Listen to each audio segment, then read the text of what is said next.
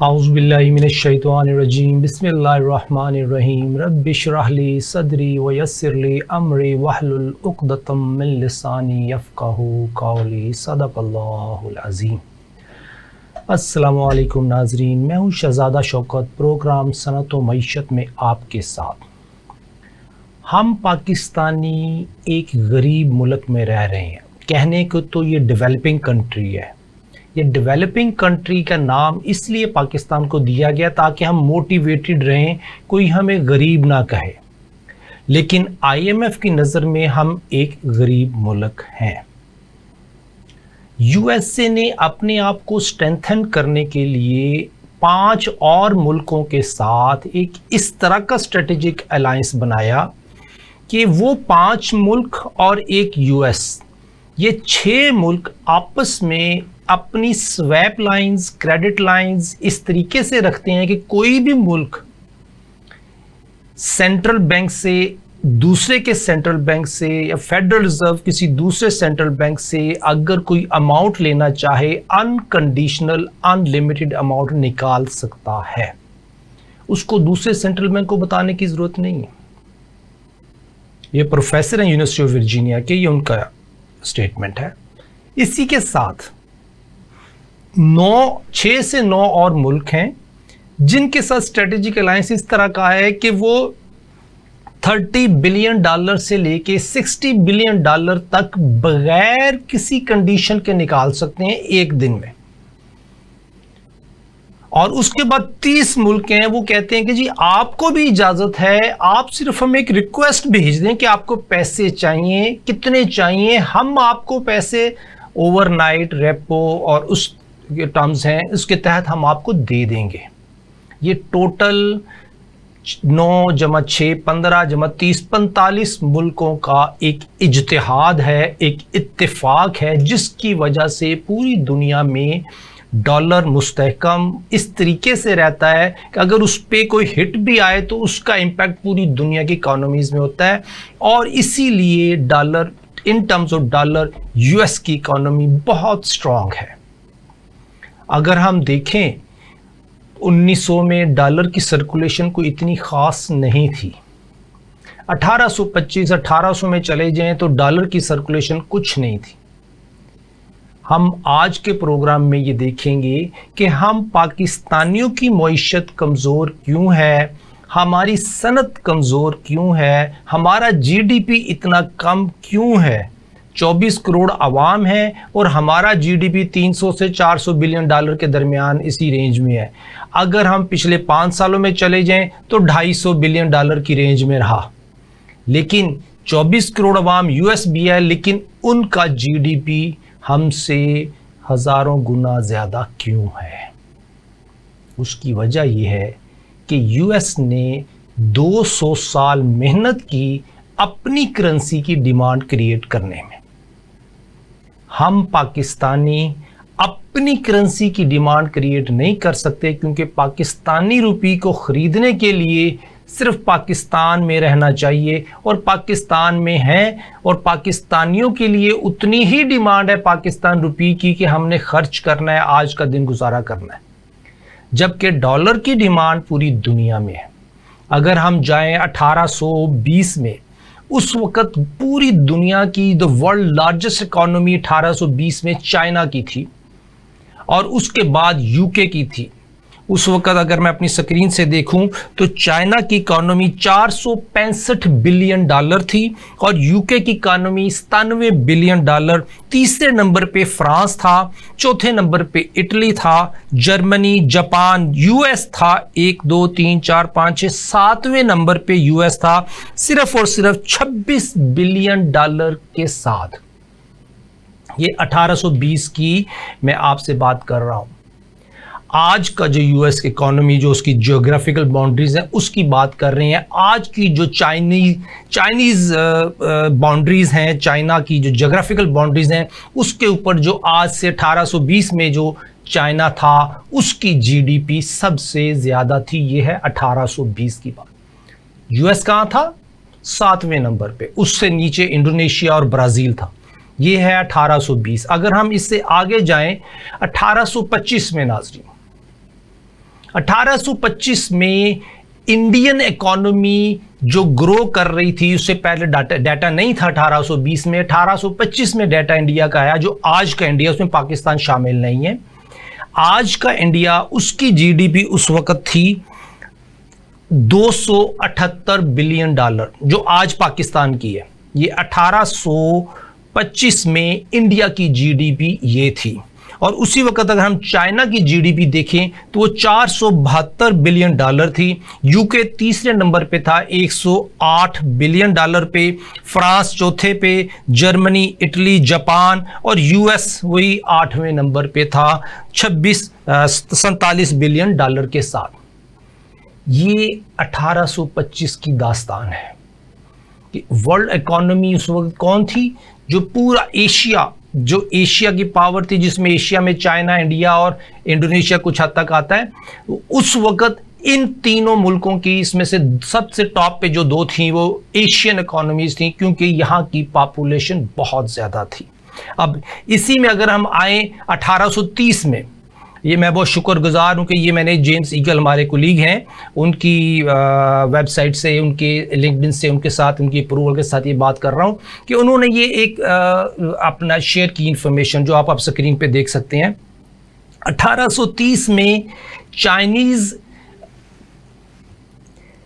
GDP बढ़ के 479 billion ही dollar रही और इंडियन 285 बिलियन डॉलर रही। यूके ऊपर आया और यूएस वहीं का वहीं 47 से 60 बिलियन डॉलर तक पहुंच गया। ये है 1820 से 1830 की कहानी कि यूएस टॉप 5 में भी नहीं है। यूएस 7वें, 8वें और 9वें नंबर, 7वें, 8वें नंबर पे चल रहा है। अगर हम इसके बाद आगे चलें, 1840 की स्टडी देखें कि 1840 में जो दुनिया की सबसे बड़ी इकोनॉमी थी, उस वक्त फिर चाइना ही राज कर रहा था और चाइना के साथ इंडिया का राज चल रहा था और यूके तीसरे नंबर पे था। और यूएस इस वक्त जो कि 47 से 60 और 60 से अब 80 बिलियन डॉलर की इकोनॉमी बन चुका था, 81 बिलियन डॉलर की। इटली और जापान उसके नीचे थे, सबसे 10वें नंबर पे इंडोनेशिया। ये 1840 की कहानी है नाजरीन। ये इकोनॉमीज, चाइना इतनी तरक्की इसलिए कर रहा था, इतनी तरक्की, उसकी जीडीपी इतनी ज़्यादा इसलिए थी कि चाइनीज़ इकोनॉमी में लोग बहुत ज़्यादा थे काम करने के लिए। इंडियन इकोनॉमी में सेल्फ सफिशिएंट थे काम करने में और इनकी जीडीपी दुनिया की हाईएस्ट तरीन जीडीपी थी। ये बात है 1840 की। और 1850 तक आते हुए आप देखें, चाइना, अगर आप स्क्रीन की तरफ देखें तो चाइना ही था जो कि टॉप पे था और इंडिया दूसरे नंबर पे था। अगर हम इसको देखें कि इंडियन जीडीपी 297 बिलियन डॉलर तक ही रही और यूके तीसरे नंबर पे 100 बिलियन डॉलर से बढ़ के 146 बिलियन डॉलर तक पहुंच गया और फ्रांस 112 बिलियन डॉलर, जर्मनी 96 और यूएस वहीं 81 बिलियन डॉलर की इकोनॉमी थी। और यूएस कितने नंबर पे है? वही 7वें नंबर, 6ठे नंबर पे आ रहा है। 1850 तक यूएस टॉप 2 में नहीं था। अगर हम 1865 में जाएं, 1850 के 15 साल बाद अगर हम देखें तो फिर भी सिचुएशन नहीं बदली थी। चाइना और इंडिया ही टॉप पे थे, लेकिन यूके चौथे नंबर पे चला गया, यूएस तीसरे नंबर पे आ गया और फ्रांस भी यूके से नीचे चला गया और यूएस ने यूके, फ्रांस, जर्मनी और इटली को मात दी और तीसरे नंबर पे था विद जीडीपी जो कि उसकी बनती है उस वक्त 234 बिलियन डॉलर के साथ। 234 बिलियन डॉलर के साथ यूएसए ने तीसरी position as a world largest economy grab की। ये 1820 से लेके 1865 का सफ़र था कि यूएस ने 7वीं और 8वीं पोजीशन से compete करते हुए यूके को और यूरोप को मात दी इस तरीके से कि उनसे ऊपर आ गया। ये वो दौर है नाजरीन जब यूएस दबा के यूरोप से डेट ले रहा था। अपनी इकोनॉमी को डेवलप करने के लिए उसने यूरोपियन लोगों से बहुत ज़्यादा डेट लिया और अपना इंफ्रास्ट्रक्चर डेवलप करता रहा। अब ये जो मैं आपको इंफॉर्मेशन दे रहा हूँ नाज़रीन, इसमें और भी इफ्स एंड बट्स हैं। ये जीडीपी है, PPP constant 2024 international dollars billion में। और इसमें हमने इस बात का ख्याल किया है कि ये वो GDP फिगर है जो आज के कॉन्टेक्स्ट में होगी। ये रिसर्च बेस्ड फर्म्स हैं जिनसे ये डाटा लिया गया, मैं आपको बता दूंगा उसको सोर्स भी एंड ऑफ द प्रोग्राम। हम तीसरे नंबर पे USA को देखते हैं। 1865 में उसने डेट दबा के लिया, अपना इंफ्रास्ट्रक्चर डेवलप कर लिया। और मज़े की बात यह है कि US ने बहुत जो कंपनियां खड़ी की जिन्होंने डेट रिसीव किया वो डिफ़ॉल्ट हो जाती थी, लोन पे नहीं होते थे, लेकिन चूंकि वो प्रॉपर्टी इंफ्रास्ट्रक्चर US का होता था तो वो इंसॉल्वेंट हो गए, वो कंपनी ख़त्म हो गई, लेकिन इंफ्रास्ट्रक्चर किसका रहा? गवर्नमेंट ऑफ USA का रहा। एनी हाउ, इसके ऊपर आगे हम चलते हैं कि 1865 के बाद 1875 आता है और 1875 में चाइनीज़ अभी भी लीड कर रहा है 1820 से लेके 1875 तक, लेकिन US इस वक्त दूसरे नंबर पे आ गया तकरीबन और इंडिया तीसरे नंबर पे। इस वक्त अगर हम देखें US की जो GDP थी वो 320 बिलियन डॉलर तक पहुंच गई और चाइनीज़ GDP 480 बिलियन डॉलर तक थी। अब क्या ऐसी स्ट्रेटजी थी कि 1875 में US दूसरे नंबर पे आ गया? अब ये नाजरीन वही जो मैं बात कर रहा हूं शुरू से कि जब आप अपनी करेंसी की डिमांड बढ़ाएंगे तो आप अपनी तरक्की की तरफ जाएंगे। करेंसी एक मॉडर्न वेपन है। ये 1875 में दूसरे नंबर पे आ गया। अगर हम तीसरे नंबर पे चलें कि 1880 में चाइना और US कंपटीशन में है, इंडिया, UK और जर्मनी उसके नीचे। अगर आप देखें स्क्रीन पे आप देख सकते हैं कि टॉप 3 पोजीशन में 2 एशियन मुल्क हैं, एक US है, और बाकी जो चौथे, पांचवें, छठे, सातवें नंबर पे यूरोपियन कंट्रीज हैं जिसमें UK, जर्मनी, फ्रांस, इटली आ रहा है। और अगर आप गौर से देखें तो 478 और 320 बिलियन और 439 बिलियन डॉलर ये दोनों चाइना और US आपस में compete कर रहे थे 1880 में। 1881 नाजरीन एक ऐसा लकी पीरियड था US के लिए। 1881 1881 एक ऐसा साल था US के लिए कि उसने फर्स्ट टाइम चाइनीज़ इकोनॉमी से बर्तरी हासिल कर ली। GDP उनका बढ़ गया 1881 में। चाइना का GDP अगर हम इसको देखें 477.4 बिलियन डॉलर और 477.6 बिलियन डॉलर US का GDP 1881 में था। नाज़रीन ये वो दौर था जब इंडिया और UK से नीचे थे। इसके बाद 1890 में आप देखिए कि चाइनीज़ इकॉनमी श्रिंक होनी शुरू हो गई इन टर्म्स ऑफ GDP और US इकॉनमी बढ़नी शुरू हो गई। मेनली उसकी वजह क्या थी? उसकी वजह ये थी कि चाइना टेक्नोलॉजिकली तरक्की वो ना कर पाया जो US तरक्की कर रहा था। टेक्नोलॉजी में, मशीनरी में, डेवलपमेंट में US की कंपनीज बहुत ज़्यादा आगे निकली, जिसकी वजह से US तरक्की की राह पर गामजन हो गया। दूसरी तरफ 1890 और 1920 के दरमियान US ने अपनी करेंसी की डिमांड बढ़ानी शुरू कर दी, जिसकी वजह से उसका GDP बड़ी तेज़ी से तरक्की करना शुरू किया। अगर हमें 1890 के बाद जो मैंने शीट लगाई है ये अगर आप स्क्रीन पे देखें 1890 के बाद 1900 में, पूरे 1900 में अगर हम स्क्रीन में देखें तो US इकॉनमी और चाइनीज़ इकॉनमी में जो फ़र्क आप देख सकते हैं वो ठीक ठाक फ़र्क है। अगर मैं अपनी स्क्रीन पे देखूं 922 बिलियन डॉलर GDP US का हुआ, जबकि चाइना 538 बिलियन डॉलर। ये 10 साल 20 साल 1881 से लेके 1900 तक ये 19 साल ऐसे लकी साल थे US के लिए कि इसने चाइनीज़ को, पूरी दुनिया की इकोनॉमीज़ को मात दी इन टर्म्स ऑफ GDP और लार्जेस्ट इकोनॉमी बन गया पूरी दुनिया में। और आप देखें कि वो डिफरेंस जो बिल्कुल बराबर था वो अब बढ़ के चाइना ने भी अपनी GDP बढ़ाई। अगर हम इससे पिछली शीट को देखें तो 477 और 477 थे 1881 में, और चाइना का 477 से बढ़ के 538 बिलियन डॉलर हुआ, और दूसरी तरफ US का 470 बिलियन से बढ़ के 922 बिलियन डॉलर GDP हो गया। नाज़रीन, इसके पीछे मेहनत है। मैं ये कहा करता हूँ, कौमें वही तरक्की करती हैं जो कौमें मेहनत करती हैं, कंसिस्टेंट पॉलिसीज़ के साथ मेहनत करती हैं। हमारे मुल्क में, पाकिस्तान में कंसिस्टेंट पॉलिसीज़ का फुकदान है, स्ट्रक्चरल रिफॉर्म की अशद ज़रूरत है, और हमने अगर मेहनत की राइट डायरेक्शन में तो हम भी तरक्की कर सकते हैं। लेकिन अगर हमने जाना कराची की तरफ है और अपनी गाड़ी का रुख मरी की तरफ कर देंगे तो हम मंजिल की तरफ नहीं पहुंच पाएंगे। आप देखिए, 1881 में 470 बिलियन डॉलर जीडीपी का मुल्क है और वो 1900 में 922 बिलियन डॉलर का एक इकोनॉमी होल्डर है, जीडीपी रखता है। ये वो टाइम था जहां पे डॉलर डिमांड बढ़नी शुरू हुई।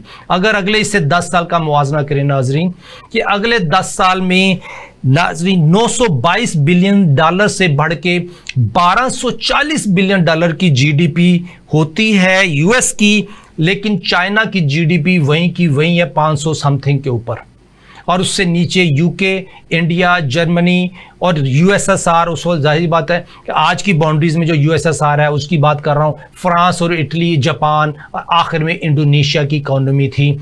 ये वो वक्त है जिसमें आप देखें डिफरेंस, आप येलो लाइन देखें और रेड लाइन देखें, दोनों का डिफरेंस बढ़ गया है। वो 1240 पे पहुंच गई 922 से 10 सालों में, और चाइनीज़ इकोनॉमी 500 के करीब ही रही।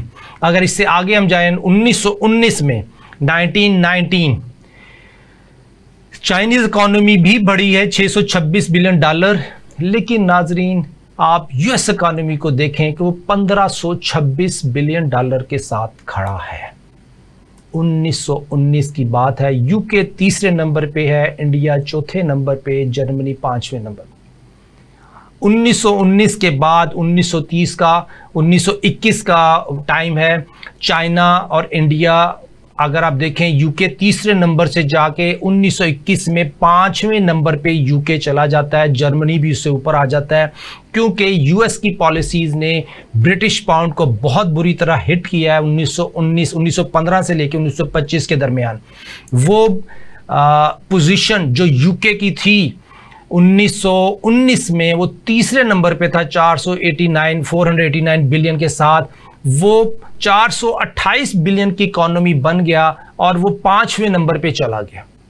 ये सिर्फ इसलिए कि ब्रिटिश पाउंड की डिमांड कम हो गई, हालांकि ब्रिटिश एम्पायर कहाँ नहीं थी उस वक्त, लेकिन यूएस की पॉलिसीज ने ब्रिटिश इकोनॉमीज को हिट किया, क्योंकि ये इकोनॉमिक वॉर थी जो कि 1820 के बाद पैरेलल बेसिस पे चल रही थी।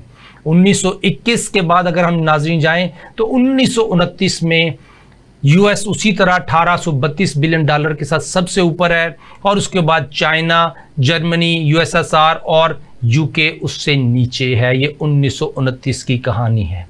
1929-30 का क्रेडिट क्रंच भी सबको पता है नाज़रीन। उसके बाद क्रेडिट क्रंच के बाद यूके की पोजीशन और पतली होती है, और 1934 में यूएस के बाद यूएसएसआर उसके मुकाबले में आता है। अगर मैं एग्जैक्टली 1934 की बात बताऊं तो चाइनीज़ इकोनॉमी 704 बिलियन डॉलर के साथ तीसरे नंबर पे, यूएसएसआर 738 बिलियन डॉलर के साथ दूसरे नंबर पे, यूएसए 1713 बिलियन डॉलर के साथ जीडीपी रखते हुए पहले नंबर पे, उसके बाद जर्मनी, यूके और इंडिया, जापान वगैरह।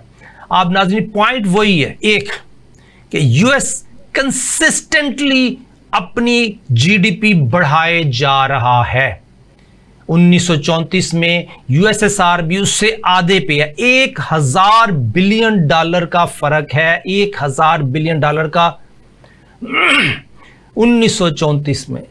ये छोटा फर्क नहीं है, अगर एक आधे बिलियन का फर्क हो तो वो फर्क होता है, लेकिन यूएसएसआर दूसरे नंबर पे और यूएसए पहले नंबर पे 1000 बिलियन डॉलर। नाज़रीन ये काम, ये इकोनॉमीज, इनके पीछे जो मेहनत है, हमें वो मेहनत करनी है ताकि हम पाकिस्तानी तरक्की कर सकें। छोटे से ब्रेक का वक्त है, ब्रेक के बाद दोबारा बात करते हैं।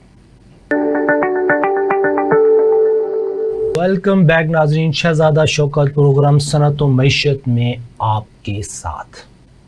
हम वक्फे से पहले बात कर रहे थे कि यूएसए ने किस तरीके से 1820 से लेके 1934 तक अपनी इकोनॉमी को मजबूत किया और क्या हिस्ट्री थी, किस तरीके से उसने इतना बड़ा मार्जिन क्रिएट किया कि 1934 में 1700 बिलियन डॉलर के साथ जीडीपी के साथ टॉप पे और यूएसएसआर उस वक्त 700 बिलियन डॉलर के साथ दूसरे नंबर पे था। और अगर हम 1934 के बाद 1940 में जाते हैं तो वही जो 1700 बिलियन डॉलर वाली फिगर थी वो बढ़ के 2490 बिलियन डॉलर हो जाती है नाज़रीन, 2490 बिलियन। यूएसएसआर 897 पे। फ़र्क देखिए कि यूएस एक इकॉनमी है जिसने अपने मुल्क के लिए, अपने जीडीपी के लिए दिन रात काम किया और दुनिया की लार्जेस्ट तरीन जीडीपी रखता है ड्यू टू मल्टीपल फैक्टर्स। और 1940 के बाद आप देखें कि 1943 में यूएस और जर्मनी दूसरे नंबर पे आता है और यूएसएसआर चौथे नंबर पे चला जाता है। और उस वक़्त यूएस की इकोनॉमी का जो जीडीपी है 1943 में 3245 बिलियन डॉलर का है और दूसरे नंबर पे जो जर्मनी है वो 935 बिलियन डॉलर। ये ऑलमोस्ट 2000 बिलियन डॉलर का, इससे भी ज़्यादा का फ़र्क है। और तीसरे नंबर पे यूके, यूएसएसआर और इसी तरीके से आगे बात चलती है। पॉइंट यही है नाजरीन कि यूएस ने 1943 में और 1945 में अपनी पोजीशन बेहतरीन तौर पर मुस्तहकम रखी और वर्ल्ड वार 2 के बाद उसने ऐसे पॉइंट क्रिएट किए, ऐसे स्ट्रक्चर क्रिएट किए, ऐसी बॉडीज़ क्रिएट की, IBRD, IMF, ताकि वो वर्ल्ड वार 2 के बाद जो पुअर इकोनॉमीज़ हैं उनके नाम पे अपनी इकोनॉमी को और ज़्यादा मुस्तहकम कर सकें। वर्ल्ड वार 1 और 2 से पहले उसकी स्ट्रेटेजी ये थी कि वो पार्टिसिपेट करे इकोनॉमिक ट्रांजैक्शन में डॉलर्स में और किसी ना किसी तरीके से पेनिट्रेट किया कि मेरे डॉलर की डिमांड रहे। और इसी सिचुएशन में उसने टेक्नोलॉजी की तरक्की पे काम किया, टेक्नोलॉजिकल डेवलपमेंट की और अपना जो भी टेक्नोलॉजिकल मशीनरी है, प्लांट है, असला है, उसने इस तरीके से बेचा कि मेरी इकोनॉमी को फ़ायदा पहुंचे। तीसरा उसने किया, यूरोपियन कंट्री से लोन लेके इंफ्रास्ट्रक्चर अपना डेवलप किया। ये वो कहानी है जो 1820 से लेके 1944 तक, 43 तक चलती है। वर्ल्ड वार 2 के बाद इन्होंने IBRD क्रिएट की, IMF क्रिएट किया ताकि हम वो जो वर्ल्ड वार 2 में नुकसान पहुंचा था जिन इकोनॉमीज को, उनको लोन दें ताकि डॉलर की डिमांड और बढ़े। उसका इम्पैक्ट देखिए नाजरीन। अब 1943, 44, 45 के बाद आगे देखिए कि वही जो 1943 में 3245 फिगर थी वो 1945 में 2992 थोड़ी कम हुई, 1947 में भी थोड़ी कम हुई 2800, लेकिन 1955 में 4003 बिलियन डॉलर इकोनॉमी यूएस की हुई। वो वर्ल्ड वार 2 के बाद जो एक 44, 45, 50, 55 तक का एरिया था उसमें थोड़ी सी जीडीपी कम हुई, लेकिन पोजीशन जो यूएस ने अपनी मेंटेन रखी वो टॉप पे रखी। अब वो इकोनॉमी वो 4000 बिलियन डॉलर प्लस पे पहुंची और उसके मुकाबले पे यूएसएसआर था, चाइना तीसरे नंबर पे, जर्मनी चौथे और यूके तो 5वें नंबर पे था क्योंकि ब्रिटिश पाउंड उस वक्त बिल्कुल मात थी उसकी। 1955 में यूएस का राज था और 1965 में आप देखिए कि वही जीडीपी जो 4000 डॉलर थी वो बढ़ के 6000 डॉलर हो गई और यूएसएसआर भी तरक्की करता रहा, वो 2400 बिलियन पे पहुंचा, जर्मनी 1500 बिलियन पे रहा, जापान 1400, चाइना 1200 और यूके छठे 7वें नंबर पे पहुंच गया 1100 बिलियन डॉलर जीडीपी के साथ। आप देखिए किस तरीके से वर्ल्ड इकोनॉमीज मूव कर रही हैं। यूएसएसआर का नाम नहीं था 40 साल पहले, लेकिन यूएसएसआर अब टॉप नंबर 2 पे था 1965 में और जर्मनी तीसरे नंबर पे था, जापान चौथे नंबर, क्योंकि जापान, जर्मनी और यूएस टेक्नोलॉजिकल तरक्की में आगे थे यूएसएसआर समेत। तो जिसकी टेक्नोलॉजिकल डेवलपमेंट ज़्यादा थी वो ज़्यादा तरक्की में था। 1965 के बाद आप देखिए 1965 में इंडियन 9वें नंबर पे था अपनी 800 बिलियन डॉलर जीडीपी के साथ। 1971 में नाजरीन आप देखिए स्क्रीन पे कि $7,000 बिलियन के साथ यूएसए ने अपनी इजारादारी कायम रखी। मैं एग्जैक्ट फिगर बोलता हूं कि यूएसएसआर 3,000 बिलियन और यूएसए 7,000 बिलियन, जापान 2,350 बिलियन और जर्मनी 1,919 बिलियन डॉलर जीडीपी के साथ सरे फहरिस्त थे। इंडिया और ब्राजील आखिरी 9वें-10वें नंबर पे। Technological development top list. आबादी यूएस की उतनी है जितनी पाकिस्तान की है, लेकिन कंसिस्टेंट पॉलिसीज देखिए, फर्क देखिए।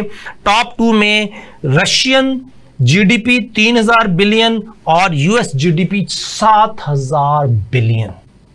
4,000 बिलियन का मार्जिन, ये छोटा मार्जिन नहीं है।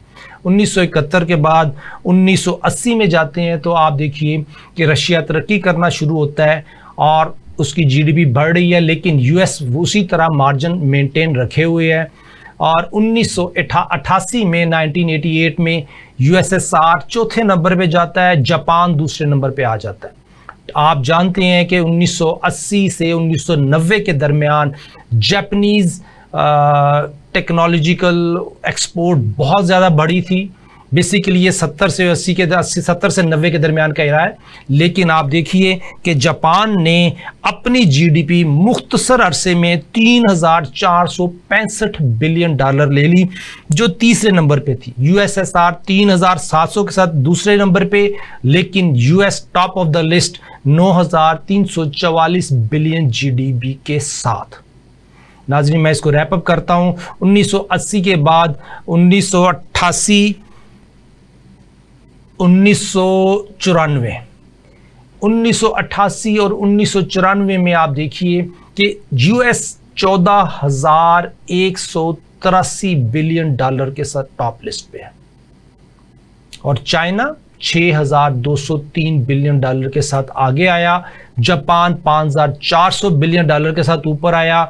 जर्मनी और इंडिया, फ्रांस, यूके और इस वक्त रशियन इकोनॉमी बहुत नीचे चली गई, क्योंकि रशियन वार अफगानिस्तान में उसने बहुत ज़्यादा मार खाई। इसी तरह में जो इकोनॉमिकल फैक्टर आए, टेक्नोलॉजी जापान से चाइना में जो शिफ्ट हुई, उसका बेनिफिट चाइना को मिला। ये वो वक्त है जिसमें यूएस ने चाइनी, कोरियन और ये थाईलैंड, इस जगह बहुत ज़्यादा लोन आउट किया थ्रू सिंगापुर, ताकि ये इन लोगों पे डॉलर की डिमांड बढ़ा दी जाए। और आपको मैंने पिछले प्रोग्राम में बताया था कि जब डॉलर की डिमांड बढ़ती है, लोकल करेंसी में जो वैल्यू ऑफ रिसोर्सेज हैं वो कम हो जाते हैं, और डॉलर की डिमांड बढ़ने की वजह से अगर पाकिस्तान ने डॉलर खरीदने हैं तो उसने अपने रिसोर्सेज को सस्ते दामों में बेचना है ताकि उसको डॉलर मिल जाए। अब यही पॉलिसी यूएसए ने चाइना पे अप्लाई की, यही पॉलिसी यूएसए ने कोरिया पे अप्लाई की, यही पॉलिसी यूएसए ने मलेशिया, इंडोनेशिया उन पे अप्लाई, जापान पे अप्लाई की। अब इसका असर क्या था? इसी वजह से कोरियन क्राइसिस जो आए थे 1994, 95, 96, 97 की बात कर रहा हूं, तो उस मामले में चाइना को हिट करने की कोशिश की यूएस ने। अब 94 में अगर हम देखें तो चाइना दूसरे और जापान तीसरे नंबर पे था। उसके बाद 2000 में आए जब क्राइसिस कवर कर लिया, कोरियन क्राइसिस से निकल गए कि उन्होंने अपनी पॉलिसीज चेंज कर दी। उन्होंने लोन लायबिलिटी मिसमैच खत्म कर दिया, उन्होंने लायबिलिटी और पेमेंट मिसमैच खत्म कर दिया, उन्होंने जो लोन लेना शुरू किया वो बिजनेस पार्टनरशिप में लेना शुरू किया। इसी तरह चाइना ने अपनी करेंसी को डीवैल्यू होने नहीं दिया, जिसकी वजह से 94 से लेकर 2000 तक उसको सर्वाइवल मिला। इसका बेनिफिट भरपूर उठाया यूएसए ने और उसकी जीडीपी बढ़ के 17,900 तक पहुंच गई। जो 1980 में 9,344 बिलियन डॉलर थी, वो 2000 में 17,979 बिलियन डॉलर पहुंच गई। और चाइना उस वक्त 8,000 बिलियन डॉलर पे था और जापान 5,835 बिलियन डॉलर के साथ खड़ा था। इंडिया उस वक्त चौथे नंबर पे आ गया, जर्मनी 5वें नंबर पे आ गया 2000। अब यह है 9/11 से पहले का वाकया। 2000 के बाद 9/11 आता है, क्रेडिट क्रंच आता है और टेक्नोलॉजिकल डेवलपमेंट चाइनीज अडॉप्ट करते हैं। जापान चाइना ट्रांसफर करता है टेक्नोलॉजी, चाइना यूएसए में अपनी कंपनीज इनकॉर्पोरेट करता है, चाइना यूएसए में एसओईज अपनी स्टेट ओन एंटरप्राइजेस की रजिस्ट्रेशन करता है और चाइना वहां पे यूएस टेक्नोलॉजी खरीदता है, वो कंपनीज खरीदता है जो टेक्नोलॉजी होल्डर थी। ये चाइनीज स्ट्रेटजी 1995 से लेके 2008 तक रही। 2008 में आप देखिए कि यूएस की इकोनॉमी 17,979 से बढ़ के 20,859 अरब तक पहुंची, लेकिन इसी असना में चाइनीज 8,300 से बढ़ के 15,000 अरब डॉलर तक पहुंचे। ये बहुत बड़ा मार्जिन था कि चाइनीज ने उसी अरसे में अपनी तरक्की डबल की और यूएसए ने चंद हजार बिलियन ऐड किया, जिसकी वजह से चाइनीज कंपटीशन में बहुत आगे आ गए और यूएसए की इकोनॉमी के बराबर पहुंचना शुरू हो गए। ये 2008 की बात। अगर 2008 के बाद 2013 का अंदाजा कीजिए, उस वक्त 2012 में जो प्रेशर था यूएसए के ऊपर, 2013 में जो प्रेशर था यूएसए के ऊपर, इकोनॉमिस्ट जो मैगजीन है उसने कहा कि डॉलर तो शायद अब गिर जाएगा। पता नहीं की जो स्टेटमेंट थी कि डॉलर अब गिरने वाला है, लेकिन वही 2016 में माइटी डॉलर बन गया। तो उस असना में जब डॉलर पे प्रेशर था 2012-13 में, उस सिचुएशन को चाइना ने बड़े अच्छे तरीके से एनकैश किया कि चाइनीज 6,000 से ज़्यादा स्टेट ओन एंटरप्राइजेज थी जिन्होंने पूरी दुनिया में अपना बिजनेस फैलाया और अपनी हुकूमत के लिए, अपने मुल्क के लिए काम किया। उस सिचुएशन में आप देखिए 2013 में चाइना 23,645 बिलियन डॉलर जीडीपी के साथ खड़ा था और यूएसए 22,826 बिलियन डॉलर के साथ। स्क्रीन आप देख सकते हैं नाजरीन, इसमें देखिए इंडिया तीसरे नंबर पे है, जापान चौथे, जर्मनी रशिया पांचवें छठे नंबर पे आते हैं। इसमें यूके आखिरी नंबर 10वें नंबर पे जा रहा है फ्रांस के बाद। ये 2013 का स्टेटस था। 2013 के बाद 2020 आता है, दरमियान में कोरोना आता है और तमाम चीज़ों को चाइनीज़ और यूएस अपनी अपनी पॉलिसीज़ का मैनेज करते हैं। इसमें देखिए कि यूएसए 25,322 बिलियन डॉलर तक पहुंचा, लेकिन चाइना 34,000 बिलियन डॉलर के साथ टॉप ऑफ द लिस्ट रहा। अब इसको अगर 2024 के साथ कंपेयर करें कि 2024 में 35,000 बिलियन पे चाइना खड़ा है, यूएसए 28,000 पे खड़ा है और इंडिया 14,000 पे खड़ा है। नाज़रीन, ये है वो हिस्ट्री 1820 से लेके 2020 तक की स्टोरी। इसमें दो बातें बड़ी इंपॉर्टेंट हैं। यूएस ने पूरे 200 साल मेहनत की अपनी जीडीपी को मेंटेन रखने के लिए और 150 साल मेंटेन रखा। और अगर हम हिस्ट्री देखें कि यूएस ने कंसिस्टेंटली अपनी जीडीपी को पूरी दुनिया के सबसे टॉप ऑफ द लिस्ट रखा, एक्सेप्ट कि 2013 ऑनवर्ड चाइनीज जीडीपी बढ़नी शुरू हो गई। ये है हिस्ट्री। नाज़रीन, अब इस हिस्ट्री में अगर हम आगे आते हैं तो हमने इससे क्या सबक सीखा? हम पाकिस्तानी इस हिस्ट्री से क्या सबक सीखते हैं? इत्तेहाद। अगर यूएस ने तरक्की की है तो फेडरल रिजर्व के पीछे जो लोग बैठे हैं वो है financial economist, main brain Jews. उनकी एक पॉलिसी है कि इत्तेफाक कर लो, इत्तेहाद कर लो ताकि रेस्ट ऑफ द वर्ल्ड आपका गुलाम हो जाए। कितने लोगों ने आपस में इत्तेहाद किया? 45 मुल्क हैं जो एक पेज पे हैं। यूएस ने, नेटो है, यूनाइटेड नेशन है, या कोई भी ऐसा इदारा है जिसमें यूएस मेंबर है, उसको छोड़ के आगे चले, आईबीआरडी हो या आईएमएफ है या वर्ल्ड बैंक है, इन तमाम अदारों पे इजारादारी एक है यूएस की। यूएस के इत्तेहाद में जो आगे 44 कंट्रीज हैं, वो 44 मुल्क यूएस के खिलाफ नहीं जा सकते। अब आईएमएफ, आईबीआरडी, वर्ल्ड बैंक जब ये लैंड करता आ रहा है 1944, 45, 46, 47 के बाद, और पाकिस्तान भी 1958, 1959 और 1965 में आईएमएफ के पास गया, तो पाकिस्तान भी आज इस पोजीशन में है कि वो यूएस के खिलाफ नहीं कुछ कर सकता। क्यों? कि जो हम गरीब हैं उनको आईएमएफ पॉलिसीज को मैनेज करना है और उसके साथ चलना है। सो हम उनके ज़र खरीद गुलाम हैं, हम उनके लिए कमाई करेंगे, उनको देंगे, तरक्की नहीं कर सकते। हाँ नाज़रीन, हमारे इस प्रोग्राम के तवज्जुल से हम अपने हुक्मरानों तक ये मैसेज पहुंचाते हैं कि अगर हमने तरक्की करनी है तो हमने इकोनॉमिक एक्टिविटीज़ बढ़ानी है। अपने मुल्क में जो सनत और मईशत दोनों कमज़ोर है, वो इस वजह से कि वेल्थ सर्कुलेशन उस तरीके से नहीं है जिस तरीके से होनी चाहिए, उस तरीके से डॉक्यूमेंटेड नहीं है जिस तरीके से होनी चाहिए। आज इसको डॉक्यूमेंटेशन में लेके जाना है तो अपनी पॉलिसीज को हमें कंसिस्टेंट करना है। आज हमने इकोनॉमिक एक्टिविटीज को बढ़ाना है तो उसके लिए हमें जो काम करने हैं वो ये करने हैं कि अपने लोगों की इनकम बढ़ाने के लिए इस एक्टिविटीज को बढ़ा दें।